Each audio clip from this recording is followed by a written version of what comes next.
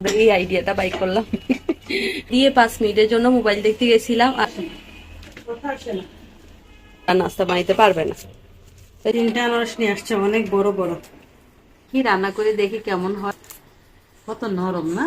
আজকে রুটি বানাইতে একদম ভাল লাগতেছে না, তো কি করব ভাবতেছি রুটি না বানাই বাড়ি থেকে নাস্তা আনি। তারপর কই না থাক, বাড়ি থেকে নাস্তা আনার দরকার নাই। তো এখানে আমি চাপটি বানিয়ে নিছি।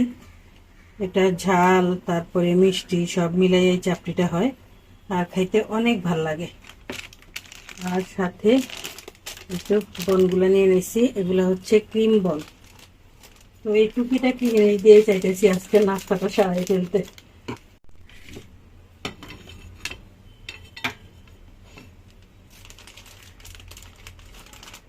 একটু ক্রিম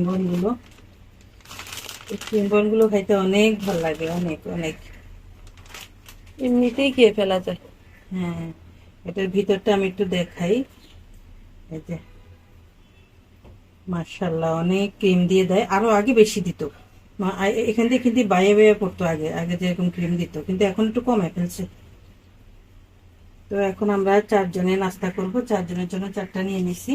আর সাথে তো আমাদের চাপটি, এখানে কাঁচামরিচ পেঁয়াজ তারপরে আবার চিনি লবণ সবকিছুই আছে। সবকিছু মিক্স করে এই চাপটিটা আমি সবসময় বানাইলে অনেক খেতে ভালো লাগে। কিছু মিষ্টি কিছু ঝাল এরকম ভালো লাগে। আর সাথে আমাদের রং চা, প্রিয় রং চা। এই আনারসগুলো কিন্তু পাহাড় থেকে আনা, অনেক ভালো আনারস, অনেক মিষ্টি হয়। পাহাড়ের আনারসগুলো অনেক মিষ্টি হয়। এই তো 3টা আনারস নিয়ে আসছে, অনেক বড় বড়। মাশাআল্লাহ, এমনিতে আনারসগুলো কিন্তু এত বড় হয় না।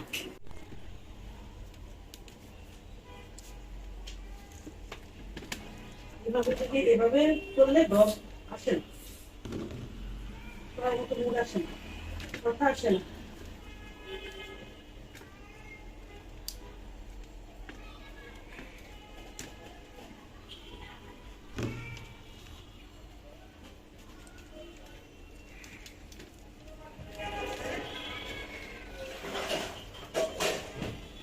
এগুলাকে এইভাবে ছিঁড়ে এরপরে রেখে দিব, তাহলে খাইতে সহজ হয়।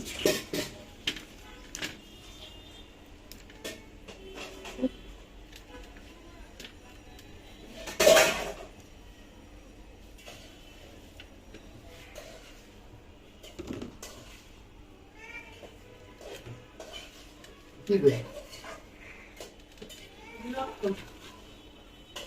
দেবো? হ্যাঁ, দেবো?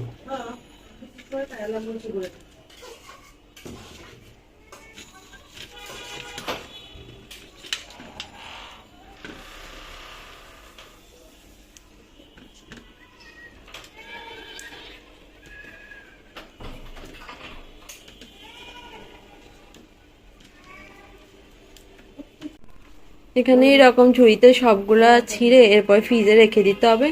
ঠান্ডা ঠান্ডা খেতে বেশি ভালো লাগে। এখন আমাদের একটু স্ন্যাক টাইম, আর এই জন্য আম্মু সকালে যে একটা চিকেন ছিল ওইখান থেকে কিছুটা চিকেন বাঁচাই রাখছে। আর ওটা দিয়ে এখন ওদেরকে শর্মা। শর্মা বানিয়ে দিচ্ছি। তাসিন স্কুলে নিয়ে যাবে ও টিফিন হিসেবে। আর 2টা বানাচ্ছি ওদের 2 ভাই বোনের জন্য, ঘরে কিছুক্ষণ পরে খাবে।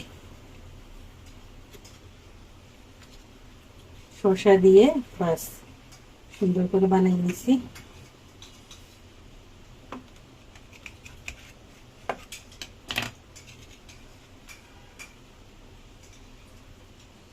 হোমমেড শর্মা। এই যে হোমমেড শর্মা খেতে অনেক মজা কিন্তু।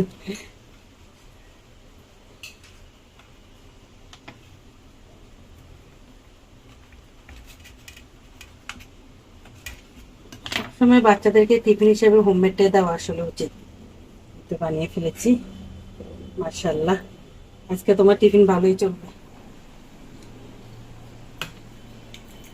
শাকগুলো নিয়ে আসছে, তো এগুলো নাকি মাইরার শাক, মানে ডাঁটার শাক আর কি।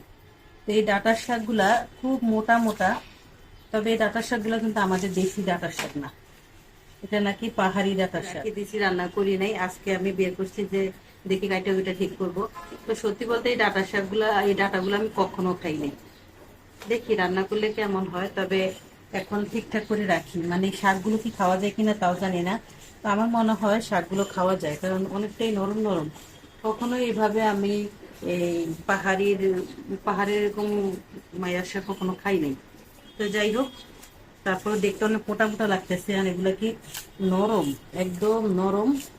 তো আমি দেখছি অনেকের ভিডিওতে দেখছি যারা পাহাড়ে থাকে তারা এই মানে মাইরার শাকগুলা নিয়ে রান্ধে, তারপর ডাঁটাগুলো রান্না করে।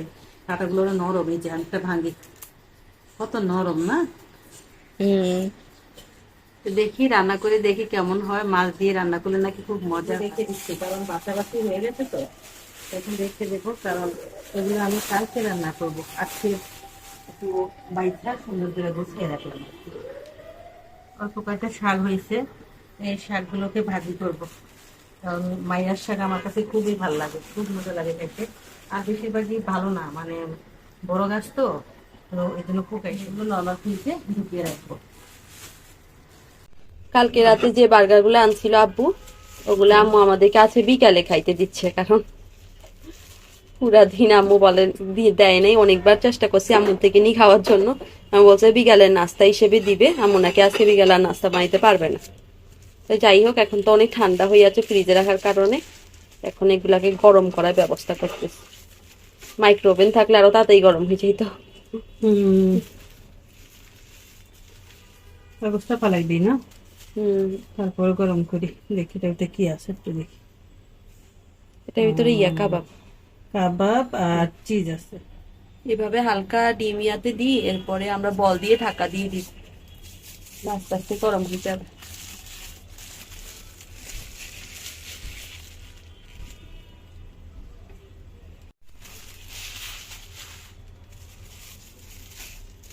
দুইটা মনে থাকবে আবার কালকে দুপুরের জন্য না আম্মু? হ্যাঁ, এই পেট ভরে যায়, দুইটা খাওয়া সম্ভব না। এই তো তাও এখন যেহেতু বিকালের নাস্তা আবার যদি পেট ভরে ফেলি ভাত খেতে পারবো। বল খুঁজি পাচ্ছে না, অনেক খোঁজাখুঁজি করার পরে আমরা এই আইডিয়াটা বাই করলাম। আপাতত একটা কিছু দিয়ে দিলাম। এটা ঢাকনা দিয়ে 5 মিনিটের জন্য মোবাইল দেখতে গেছিলাম, আর আসি দেখি এই অবস্থা হয়ে গেছে। পূজা গেছে, কিছু হবে না, অল্প একটু। মাঝে মাঝেই এরকম হয় আমাদের সাথে, আমার মনে হয় সবার সাথেই হয়। আম্মু সারাদিন টাইম পাই নেই, রাতের বেলা আম্মুর পছন্দের কাঁঠালে বিচি 2 রকমের ভর্তা বানিয়েছে। দেখতে মানে খুবই ইন্টারেস্টিং লাগছে। এটা হচ্ছে তাও আবার কিন্তু ফ্রোজেন কাঁঠালে বিচি দিয়ে। ফ্রোজেন কাঁঠাল ভিতরে এরকম মিহি ভর্তা কেউ বানাতে পারবো? এটাই তো, আমি ওই পারছি। দিন যে কাঁঠালে বিচি গুলা ফ্রোজেন করছে ওই ব্লগে দেখাইছিলাম, ওগুলা দিয়ে। আর এটা হচ্ছে কাঁচা মরিচের ভর্তা, মানে কাঁচা মরিচ আর ছোট ছোট চিংড়ি মাছ দিয়ে এই ভর্তাটা করছি, খুব মজা হয়েছে এটা।